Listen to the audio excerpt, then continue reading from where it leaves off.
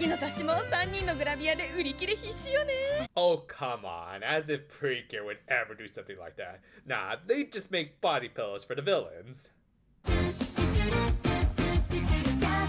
We open this week with the usual fare. Honestly, I'm more shocked it took them this long to break out the slime. Also, gotta love how even before she outright said it, Saya was getting awfully comfortable in her position. But yeah, the villainesses had to call it in early that day, as one of them had some issues to work out that ironically would fall more in line with your typical pink lead. Utena really needed to study for her next test under the typical parent threat of seizing all of her toys, I mean collectible goods. Don't worry girl, I get exactly where you're coming from.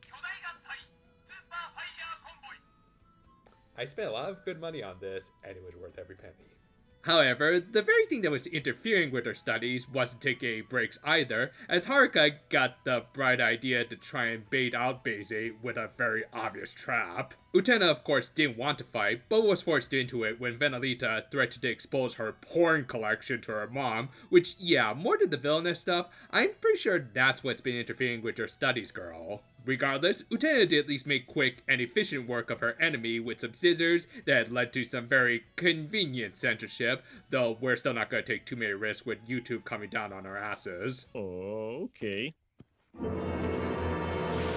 And yeah, as I just said, Utena's ability to satiate her lust was getting in the way of her studies. Thus, after some more taunting, the two went for a round 2 the next day. And you know, to Haruka's credit, while she has suffered from the typical tropes of the pink lead that prevented her from getting some proper character development, her more positive pink traits did start to shine through, as she was earnestly trying to understand her enemy a little more by exposing herself to her in more ways than one.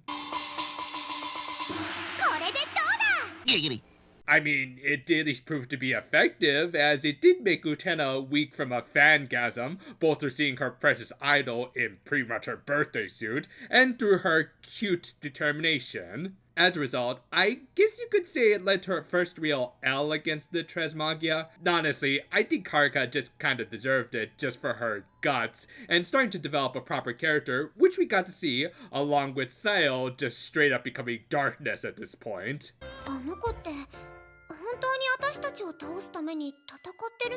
You've got a point there. Thanks, boys. That'll be all for now. Again, I really like how the show pokes fun at Magical Girl and mostly Precure tropes, yet also celebrates them in moments like this. Haruka is a legit idiot pink, but to her credit, she does put her money where her mouth is by earnestly trying and even kind of succeeding in understanding Utena in ways even the rest of her team hadn't even caught on to yet. Thus, and as lewd as her alternate costume was, it did also show that she had rightfully earned the admiration of her fans, which unfortunately included Utena. On that note, the first half of the episode ended with her just barely making it through her retest, thanks to Kiwi turning out to be a genius who just doesn't like to wear pants. Again, I totally get you girls. Though I might want to turn down that AC a little.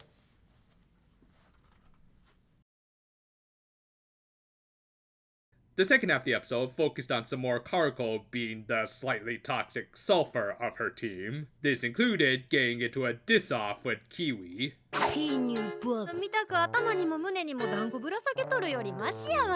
Wanna borrow this, Karuko?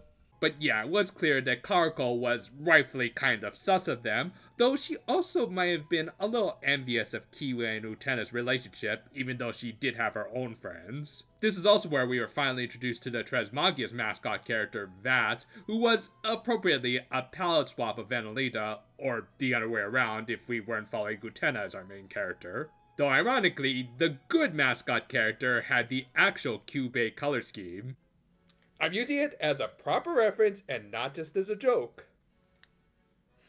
I mean, to be fair, they did have a much more solid plan for maintaining the longevity of their magical girls through the power of notoriety. Yeah, I'm not even really kidding, as the TM did indeed need some good publicity after having their asses handed to them by their enemies in the Enormita as much as they have. Vats also apparently wanted to quote-unquote save Venalita from them, though as later in the episode would kind of foreshadow, there might be a little bit more to this conflict. It was also revealed that they were managing some other magical girl teams, hence their absence up until this point. Obviously, this is a very Tiger Bunny-esque commentary on how capitalistic the magical girl genre has become as of late. I mean, in story, it does make sense that these girls would want that sweet sponsorship money, as those hospital bills and extra food weren't going to pay for themselves. However, this show might have also been pointing out how overly commercial some magical girl franchises have become in recent years. This would become apparent after a careless staff member managed to destroy their barrier generator,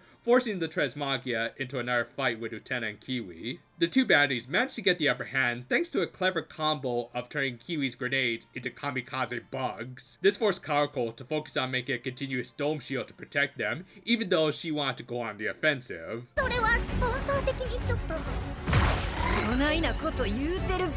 Well, that's what happens when you all sell your souls to the NHK. They also took the time to provide some interesting world building by explaining how her strength arms worked, in that they weren't very MP efficient and better used in limited battles. In other words, they could use them in brief rushes, preferably with some good Sakuga, which was exactly what we got when Kiwi's grenades provided a convenient fog of censorship away from the sponsors, allowing Karako to get out the big guns. And yeah, while certainly brief, I kinda smiled like Utena throughout this whole sequence, though more because I like good animation, and not that I was getting off on pushing toxic magical girls to their absolute limit. With that, the episode ended with the fight seemingly going to a tie, though I think the Tresmagia lost a few extra points because of Sao just not even trying at this point. Almost conversely, this is both one of the most ecchi, and yet also story and character-rich episodes so far. Not surprisingly, the former mostly came from Haruka, but she also did show a little more character by actually starting to highlight what makes Pink leads as endearing as they have been for the most part. And on top of that, the introduction of VATS, and the show is starting to open itself up a little more to some story opportunities that will show that there's more than just two sides to this. I'll admit, in the initial chapters of the manga, Haruka, in spite of supposedly being the Pink lead, wasn't exactly a standout character, especially in comparison to Sao's hilarious degradation into masochism and Karako's toxic badassery. However, stuff like this did start to win me over. I mean, not only was she hilariously stupid rather than just plain annoying stupid, but to her credit, her methods were right to the point and effective even if some of the results weren't fully intended. Not to mention, she also did have the main quality of many actually good Precure leads, their empathy. While Karako is naturally distrusting of others, and Sao is occupied with other things, Haruka does put in genuine and earnest effort into understanding others like Utena, which she has been actively doing in these episodes. Thus, her revelation that Beze wasn't just being evil for the sake of evil didn't come out of nowhere. Also, come on, you gotta give the poor girl at least some kudos after doing that.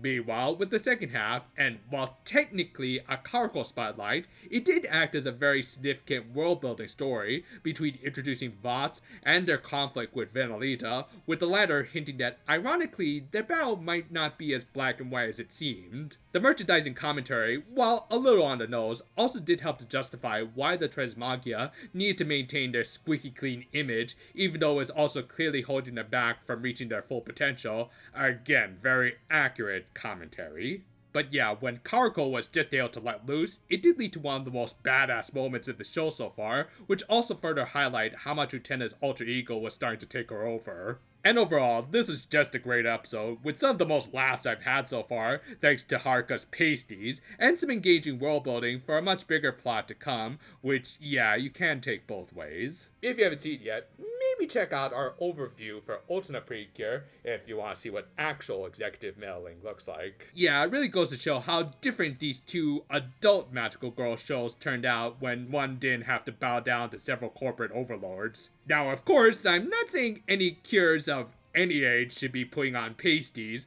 but it is interesting to see how much more I actually like the writing of this show. Check it out, as well as some of our other reviews coming soon. And until then, though, for now, my friends, and if you excuse me, I think I'm gonna go look for those pants. Ooh.